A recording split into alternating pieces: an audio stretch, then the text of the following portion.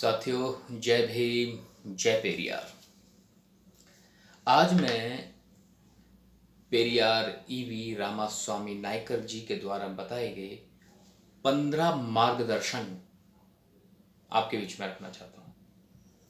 मेरी कोई औकात नहीं कि उनके बताए हुई शिक्षाओं में तनिक भर भी परिवर्तन करूँ। जैसा लिखा है वैसा ही मैं आपको बताना चाहता हूँ। मैं आपको यहाँ जो लिखा है पढ़ के बताना चाहता हूँ।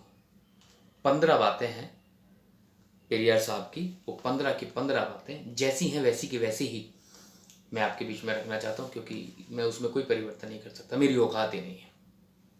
सुनिए क्या कहा उन्होंने। पहली बात, मैंने सब कुछ किया।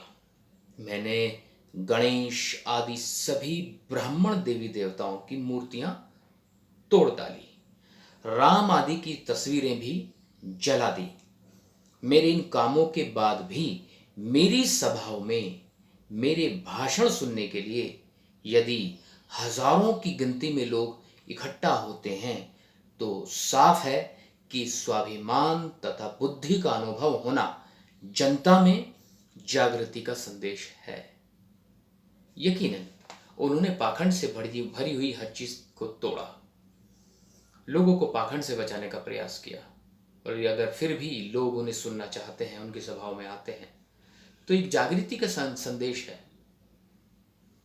पहला मार्गदर्शन जो अब स्पष्ट दिखाई देता है। मैं भी अपनी सभाओं में जब जाकर के पाखंड के खिलाफ बात करता हूं तो यकीन जानिए सतीश बौद्ध से सबसे पहले लोग कहते हैं पाखंड के खिलाफ बातें बताओ, अंधविश्वास को हटाने की बात बताओ। तो आज वो सत्य होती प्रतीत हो रही है जो इन्होंने अब से जो है 80-90 साल पहले बात कही, वो आज सत्य हो रही है। दूसरी बात कही, दुनिया के सभी संगठित धर्मों से मुझे सख्त नफरत है। कई बार मुझे भी ऐसा लगता है बात बिल्कुल ठीक है। कारण क्या है, ये जितने भी संगठित धर्म हैं एक्चुअली ये केवल यही चाहते हैं कि किसी तरह से इनके धार्मिक विचार लोग स्वीकार करें, इनकी धार्मिक परिपाटी आगे बढ़े। ये नहीं चाहते कि मानवता आगे बढ़े, मैत्री बढ़े, करुणा बढ़े, बंधुत्वता, भाईचारा बढ़े। वो ये नहीं चाहते। वो ये चाहते हैं कि केवल और केवल इनके विचारों को मानने वाले लोग ही आगे आए। दो बात बताई। तीसरी बात बताई पेरियार साहब ने, शास्त्र पुराण और उनमें दर्ज देवी देवताओं में मेरी कोई आस्था नहीं है, क्योंकि वो सारे के सारे दोषी हैं। मैं जनता से उन्हें जलाने तथा नष्ट करने की अपील करता हूं। तो ये पेरियार साहब ने क्यों कहा, वो अब मुझे स्पष्ट होता दिखाई देता है। जब कठुआ में मंदिर में उस भगवान की प्रतिमा के सामने ही उस छोटी सी बच्ची का बलात्कार हुआ, तो भगवान कहां मर गया था?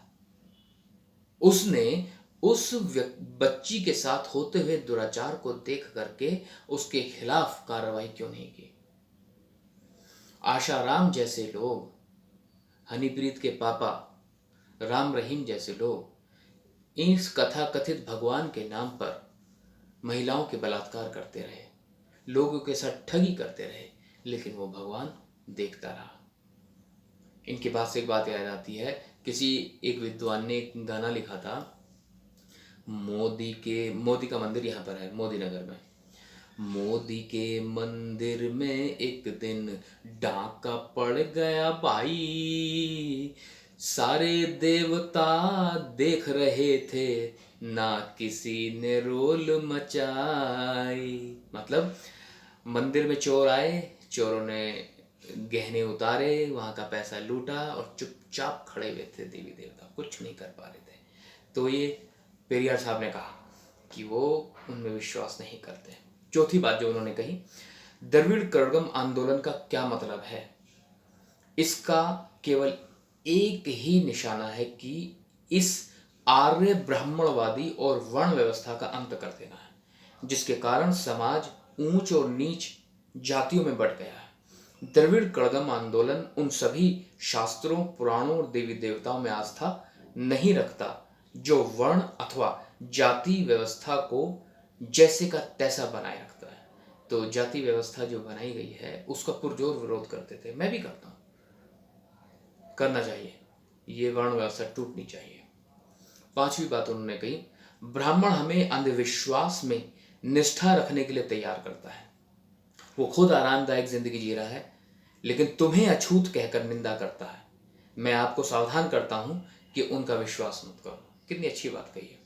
आज जो परिपाटी है वो सारी ब्राह्मणवादी परिपाटी है। जितने प्रधानमंत्री हुए हैं उनमें से 90% ब्राह्मण हैं। बड़े बड़े अधिकारी देख लो, बड़े बड़े पदों पे बैठे गए कैबिनेट मंत्री और मंत्रियों को देख लो, अधिकतर ब्राह्मण हैं। छठी बात जो उन्होंने कही, ब्राह्मणों ने हमें शास्त्रों और पुराणों की सहायता से गुलाम बनाया है।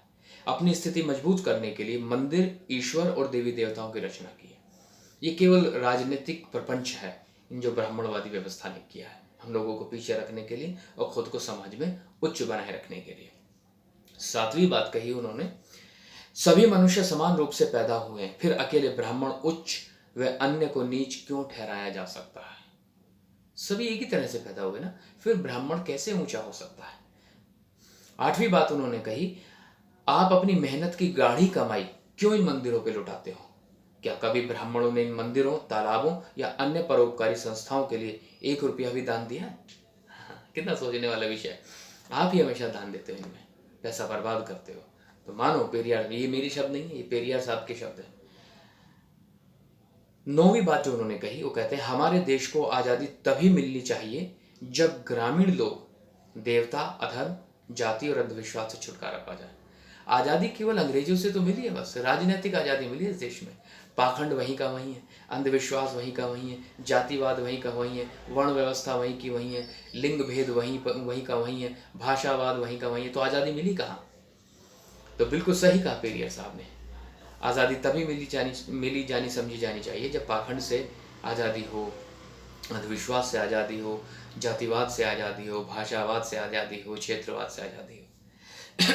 10वीं बात कही उन्होंने, आज देश लोग दूसरे ग्रहों पर संदेश और अंतरिक्ष यान भेज रहे हैं। हम ब्राह्मणों द्वारा श्राद्धों में परलोक में बसे अपने पूर्वजों को चावल और खीर भेज रहे हैं। क्या ये बुद्धिमानी है। तब कितनी अच्छी बात की उन्होंने कि दूसरे ग्रहों पर अमेरिका जैसे, रशिया जैसे जो देश हैं वो विमान भेज रहे हैं, लेकिन हम अभी भी ये मान के बैठे हैं कि दूसरे ग्रहों पर हमारे लोग हैं, हमारे पूर्वज हैं, उन्हें खीर खिलाई जाए कौवों के माध्यम से।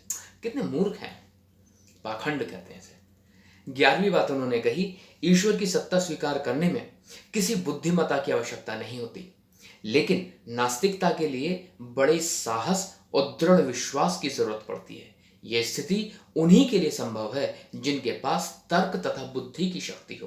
बिल्कुल ठीक बात कही है।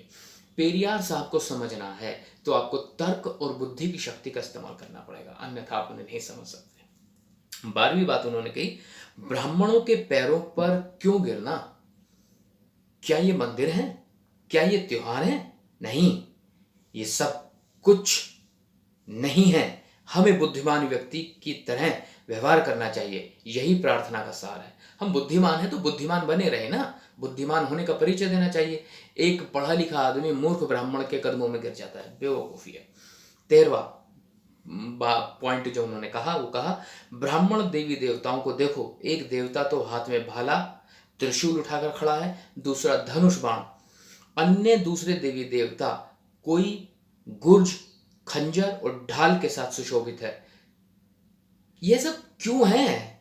एक देवता तो हमेशा अपनी उंगलियों के ऊपर चारों तरफ चक्कर चलाता रहता है, ये किसको मारना चाहते हैं।